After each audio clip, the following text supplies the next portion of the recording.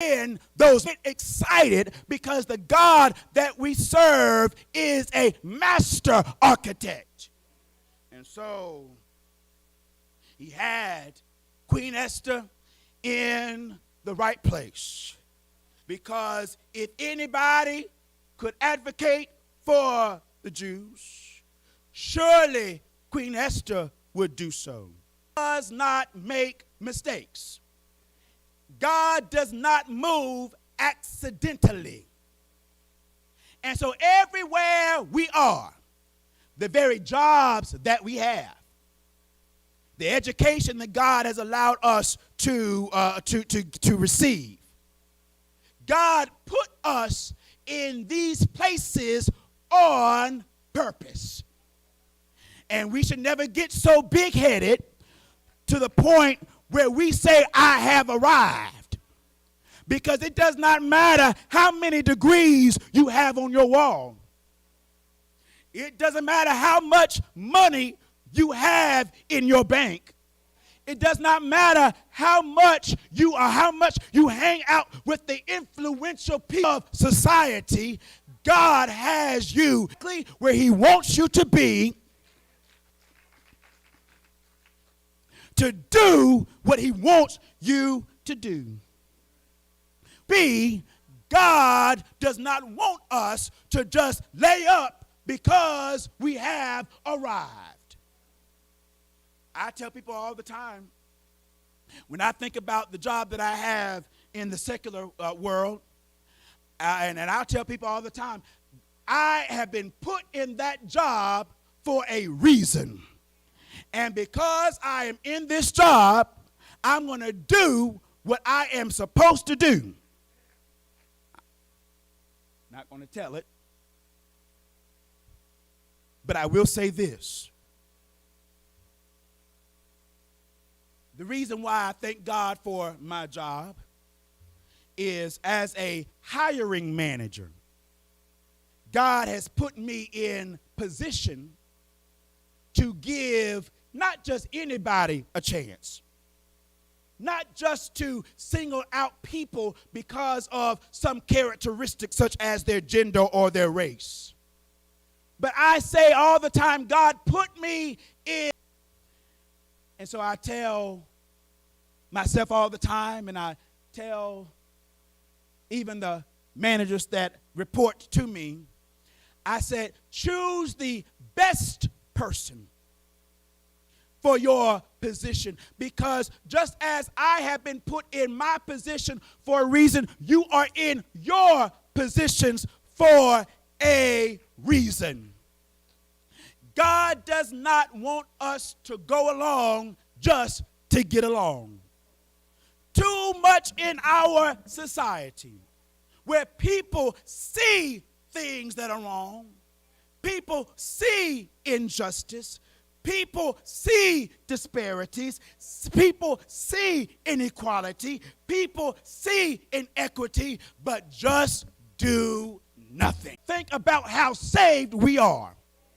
We cannot sit back and talk about how we got it made in the shade, that I'm living my life like it's golden. We can't sit back and say I've moved on up like George and Wheezy.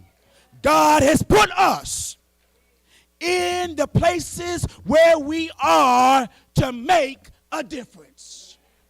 And I believe, oh, I'm getting excited now. I believe that when God comes back for us, he is going to ask us, what did we do with what he gave us? I believe he's going to ask us. And we can't tell God, well, God, I would have done something, but you didn't make me a millionaire. I believe God's going to say, what did you do with the minimum wage that you made? For the big opportunities. We wait for the big positions. We wait for the spotlight to be on us. But I submit to us today that the spotlight might not ever be on you. But as we were seeing in our tradition, this little light of mine, I'm going to let it shine. And my light might not be as big as your light. And your light might not be as big as my light.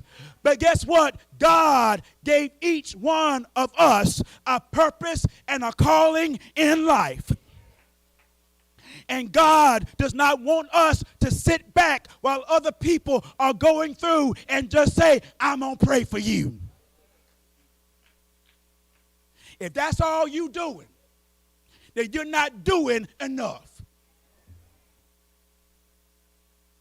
God in the king's house, that you're going to escape what is getting ready to happen if it happens. Said, Esther, have you not considered that you are in this place at the right time for such a time as this? I submit to us today that we are here not by accident. We are not here not by circumstance, but we are here intentionally. We are here on purpose because the God that we serve moves on purpose. And so when I look at the story, who they are, but I'm glad that the God that I serve a great big God. I serve a God who will step in just when you need him the most. I wonder, can I get a witness, somebody?